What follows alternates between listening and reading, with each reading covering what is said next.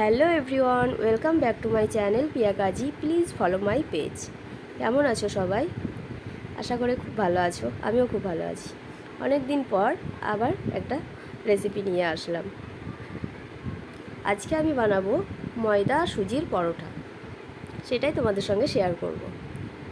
ময়দা সুজির পরোটা বানানোর জন্য কোনো রকম ঝামেলা হবে না। আটা মাখানো বেলা ছাড়াই কিন্তু মুখরোচক একটা সুন্দর পরোটা।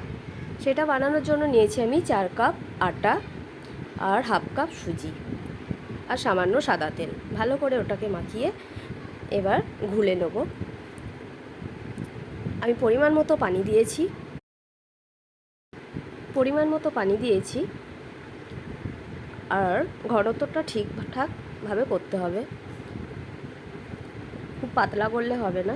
আটাটা আমার গোলা হয়ে গেছে। এবার আমি ঢেকে রেখে দেবো 10 মিনিট।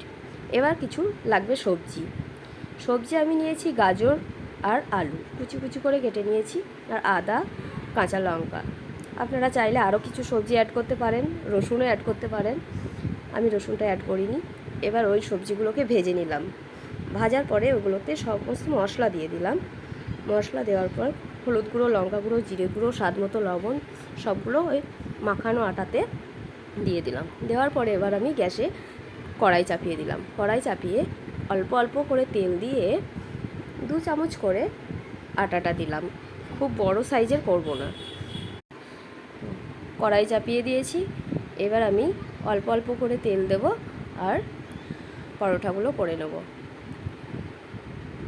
পরোটাগুলো কিন্তু খুব বড় সাইজ করব না, আমি মিডিয়াম সাইজ আর অল্প করে তেল।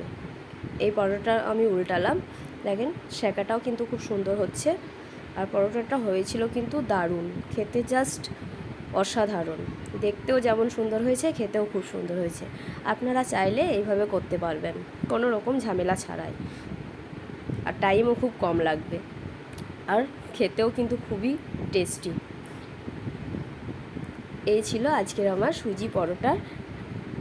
সুজি আর ময়দার পরোটা রেসিপিটা। আপনারা চাইলে করতে পারেন। কেমন হয়েছে কমেন্টে প্লিজ জানাবেন।